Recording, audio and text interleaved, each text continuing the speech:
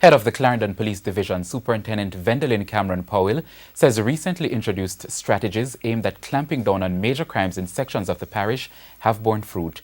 Superintendent Cameron Powell made the disclosure at the recent monthly meeting of the Clarendon Municipal Corporation. We have more in this report. A few months ago, the police in Clarendon were kept busy, moving from crime scene to crime scene as criminals wreaked havoc across the parish. But head of the Clarendon Police, Vendalyn Cameron Powell, says the picture is now different. The Clarendon Divisional Head says major crimes have reflected a significant decline in comparison to previous months. We're trying our very best to police this parish. Last week, there are zero real, no major crime in this parish. It's no luck. It's policing strategies.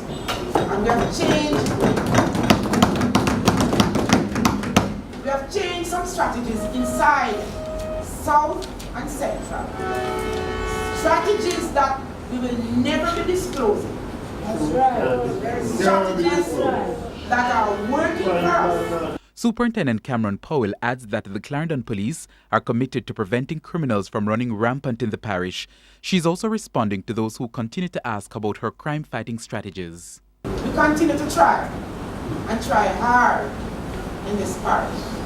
We continue to police it and to hide our strategies from the person who are asking. And this is the way out. We are not going to tell. Our strategies must be obvious by the stats. So the stats should advise you and policing strategies. So I'm asking, don't call my phone and ask me what is happening in the town center or elsewhere. I'm not going to tell you.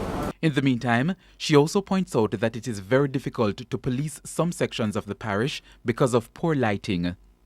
Officer safety is a part of it.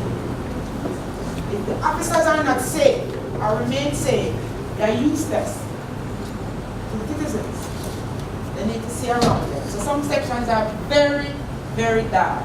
And I'm asking the council to please look at that for us, to assist with the lighting, especially in the Long Gully area of Farm Evertville.